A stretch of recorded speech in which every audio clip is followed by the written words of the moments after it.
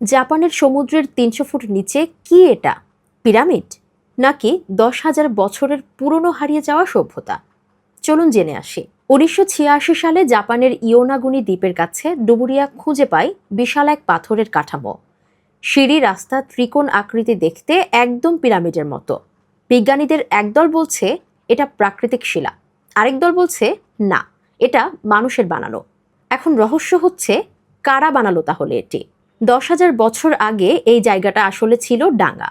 শেষ বরফ যুগে সমুদ্রের পানি ১২০ মিটার নিচে ছিল। তাহলে কি এখানে কোনো হারিয়ে যাওয়া সভ্যতা ছিল, অ্যাটলান্টিসের মতো? আজও এর উত্তর বিজ্ঞানীরা দিতে পারেনি।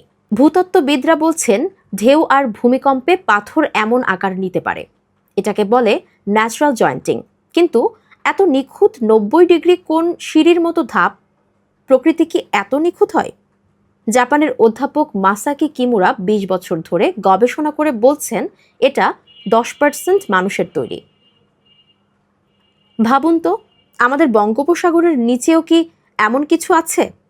বিজ্ঞান মানে শুধু উত্তর দেয়া না, বিজ্ঞান মানে প্রশ্ন করা। আর পৃথিবীর সবচেয়ে বড় রহস্য হলো, আমরা আমাদের অতীতের কতটুকুই বা জানি। আপনার কি মনে হয়, ইয়োনাগুনি প্রাকৃতিক নাকি এলিয়েন অথবা প্রাচীন মানুষের তৈরি? কমেন্টে লিখুন আপনার মতামত। এমন আরও রহস্য জানতে ফলো করুন বাংলা এক্সপ্রেস।